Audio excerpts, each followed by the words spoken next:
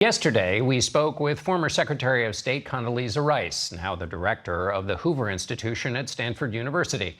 We began our conversation with the recent cyber attacks in the U.S.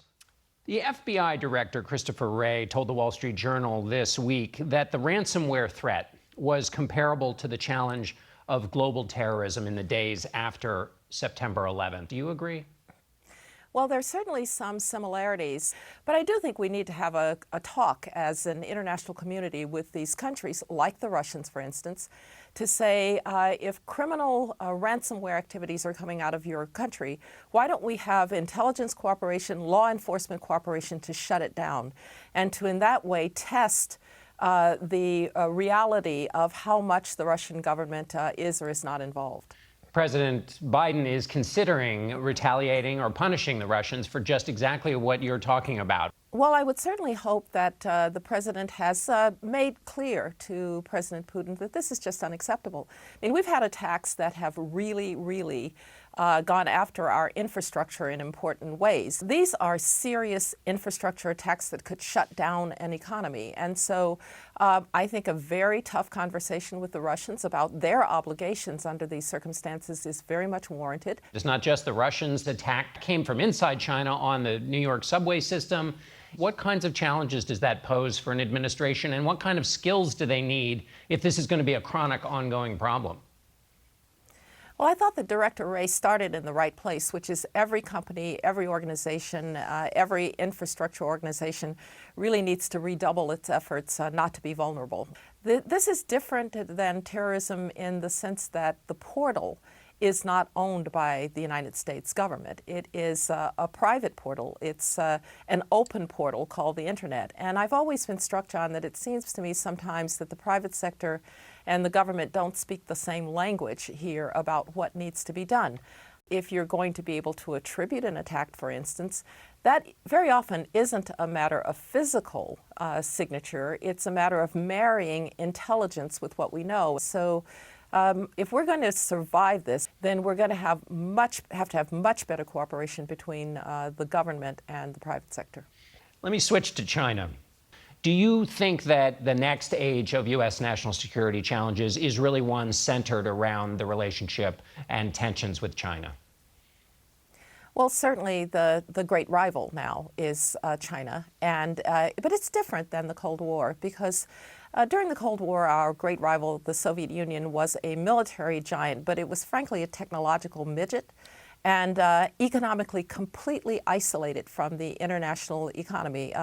China is very different. It is a technological giant. It is increasingly seeking military capabilities that look as if they are trying to change the balance in the Asia-Pacific. So it's a different kind of challenge, but it's one that I think can be met.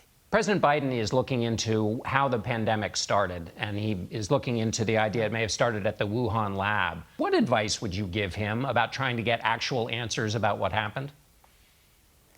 Well, the first thing is to recognize that there was too much of a tendency early on to dismiss this possibility of a laboratory leak. And I think there was a lot, and I think the press bears some responsibility for this.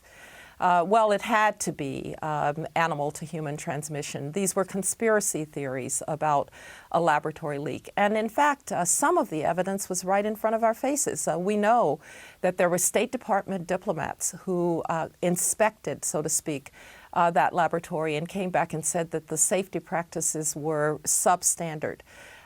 When we knew that there were patients back in November that had suspicious symptoms, maybe that was a time to start asking tough questions. And I think we perhaps didn't say enough about the problems of the WHO going in and allowing the Chinese to control the territory while they were trying to investigate. So now, better late than never. I'm glad we are fully looking at this. I'm not sure we'll ever know fully the story, but putting pressure on the Chinese, taking this to the United Nations, raising the profile of what China needs to do to help us get this right. I was actually National Security Advisor when SARS hit. And it was the same problem. We knew something was happening. We couldn't get answers from the Chinese. And so if we're not going to keep repeating this problem, and this one had much more devastating consequences, then we're going to have to be a little bit more aggressive with the Chinese about the need to cooperate. But I think we made a mistake earlier on in many people, many officials dismissed this possibility. Were the officials in the response, were they too accommodating of China in the sense that early on we were told the Chinese are on top of it? I can't imagine during the Cold War, U.S. government ever saying, well, the Russians have told us they're on the case, right, everything's fine. Were we too trusting of the Chinese? No, it's a really good point, John. In fact, I think there were even those who said that President Trump's early decisions about border closures and travel restrictions were xenophobic or not appropriate. Turns out they were incredibly appropriate. But yes, maybe there was a little bit too much of trusting of the Chinese. I'm going to give people a break, too, during this time. When you're in the middle of one of these unfolding crises, you don't really know what's going on. But I would, given what we experienced with SARS, and oh, by the way, with avian flu as well in the early 2000s, I don't think it was worth trusting that the Chinese were being transparent about what was going on there. We'll have more of our conversation with Secretary Rice in our next half hour.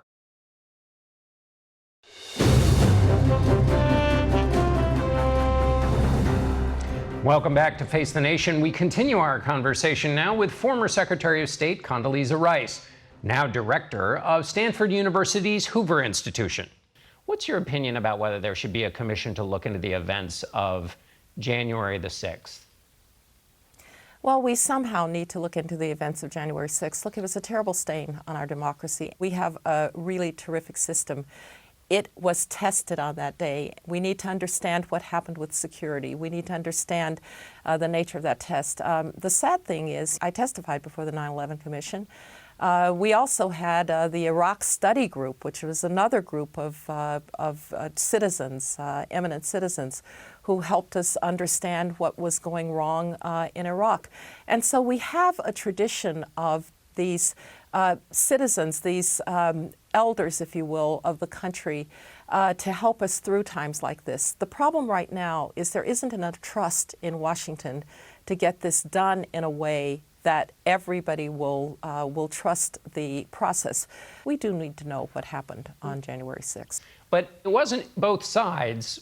The Republicans blocked the commission. So it does seem like the problem is there just isn't, John, there just isn't enough trust in the Congress right now because we have constant discussions about, how am I going to simply push you aside and do what I want to do? So let's just recognize that we are not in 2004 when the 9/11 Commission was constituted and worked, and try to find a way to get to a set of answers about what happened on January 6th. I would prefer that this were not the case, but maybe we have to think about ways to do this outside of our electoral bodies.